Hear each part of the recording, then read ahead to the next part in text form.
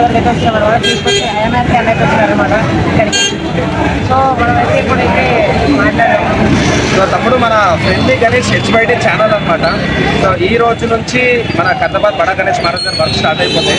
ఈరోజు కర్ర పూజ జరిగింది. సో నెక్స్ట్ మనకు షెడ్ వర్క్ అట్లనే వినాయకుడు మేకింగ్ కూడా కవర్ చేస్తారు తమ్ముడు. So all the very best, కలుస్తూనే ఉంటాం. జై శ్రీ గణేష్, జై శ్రీరామ్.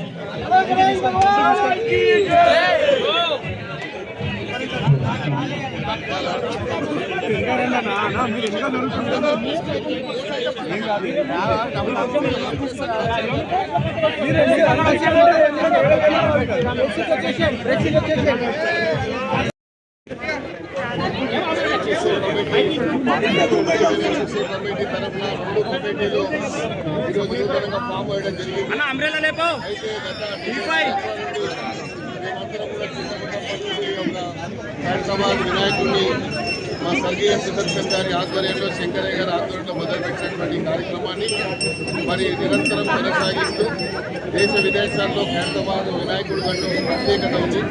ఈ కార్యక్రమానికి కట్టె పూజ అనేది మరి ఈరోజు చేసుకోవడం జరిగింది ఆనవాయితీగా. ఈరోజు తర్వాత ఇక్కడ వేసేటువంటి షెడ్ కానీ తర్వాత మేము ఈ సంవత్సరం 70 అడుగుల మరి వినాయకుడిని ఇక్కడ పెడతా ఉన్నాం. అది కూడా ఈకో ఫ్రెండ్లీ వినాయకుడిని పెట్టి మరి ప్రకృతిని కాపాడుకునేటువంటి మరి క్రమంలో భాగంగా ఈ కార్యక్రమాన్ని జరుపుకున్నట్టుగా పెడుతున్నాము.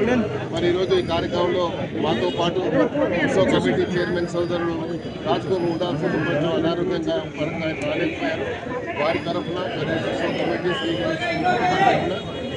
చేసినటువంటి మీడియా సోదరులకు ప్రధానంగా ఈ ఖైరతాబాద్ గణేశోత్సవ కమిటీకి మరి ఈరోజు ఇంత పెద్ద ఎత్తున పేరు దేశవ్యాప్తంగా ప్రపంచవ్యాప్తంగా పేరు వచ్చింది అంటే దానికి ప్రధానమైనటువంటి కారణం ఏంటి అంటే ఇక్కడ ఉన్నటువంటి మీడియా సోదరులందరికీ నేను మనస్ఫూర్తిగా వారికి ధన్యవాదాలు తెలియజేస్తున్నాను. ఈ ఖైరతాబాద్ గణేశోత్సవ కమిటీ శ్రీ గణేశోత్సవ కమిటీ అనేది ఖైరతాబాద్లో ఉన్నటువంటి ప్రతి కుటుంబ సభ్యులు ఈరోజు ఒక్క కుటుంబం అని కాదు, హిందువులు కానీ ముస్లింలు కానీ అందరూ కూడా ఇక్కడ భాగస్వాములై వచ్చేటువంటి భక్తులకు ఎలాంటి అసౌకర్యం కలగకుండా లక్షలాది మంది వస్తారు కాబట్టి 11 రోజులు ఆ వచ్చేటువంటి భక్తులకు ఎలాంటి అసౌకర్యం కలగకుండా మరి జాగ్రత్తలు తీసుకోవడంలో మా ఖైరతాబాద్లో పుట్టినటువంటి ప్రతి బిడ్డ ప్రతి తమ్ముడు ప్రతి అన్న వచ్చి ఇక్కడ పనిచేస్తున్నారు కాబట్టి అందులో భాగంగా మరి చేస్తున్నటువంటి అందరికీ కూడా పేరు పేరున ధన్యవాదాలు తెలియజేసుకుంటూ మరి యొక్క కార్యక్రమాన్ని 11 రోజుల ఉత్సవాన్ని జరిగేటువంటి దీంట్లో ప్రధానంగా మాకు గవర్నమెంట్ తరఫున ప్రభుత్వ పరంగా నిన్న నేను ముఖ్యమంత్రి గారిని కలిసినప్పుడు వారిలో చెప్పడం జరిగింది. మరి గత సంవత్సరం కంటే ఈసారి ఇంకా పెద్ద ఎత్తున మనం ఏర్పాట్లు అరేంజ్ చేద్దామని చెప్పారు. దీనికి సంబంధించి పోలీసు డిపార్ట్మెంట్కి ఆదేశాలు ఇవ్వడం జరిగింది. R&Bకి, GHMCకి, హెల్త్ డిపార్ట్మెంట్కి వివిధ విభాగాల వారు ఇందులో పనిచేస్తూ ఉంటారు.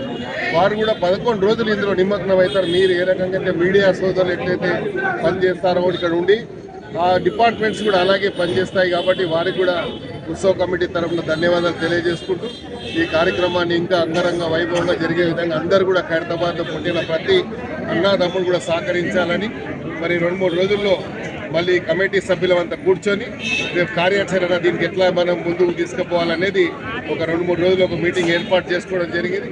ఆ మీటింగ్ తర్వాత దీని పెద్ద ఎత్తున ఈ కార్యక్రమాన్ని పెద్ద ఎత్తున తీసుకొని పోతాం. ఈసారి ఇంకా ప్రధానంగా వచ్చే ప్రతి భక్తుడికి కూడా ప్రసాదం ఇవ్వాలనేది చాలా సందర్భాల్లో నేను అధ్యక్షుడిగా ఉన్నాను కాబట్టి చాలా సందర్భాల్లో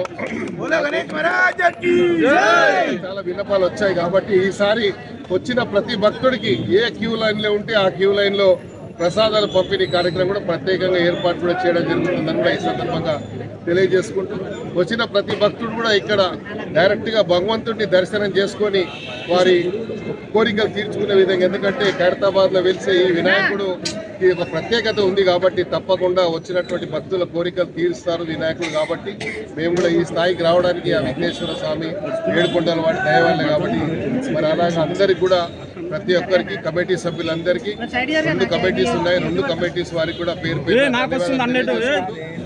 దీన్ని ఒక అడా కమిటీగా వేసి మేము ఈ కార్యక్రమాన్ని చాలా పెద్ద ఎత్తున ఏర్పాటు చేసుకుంటామని కూడా ఈ సందర్భంగా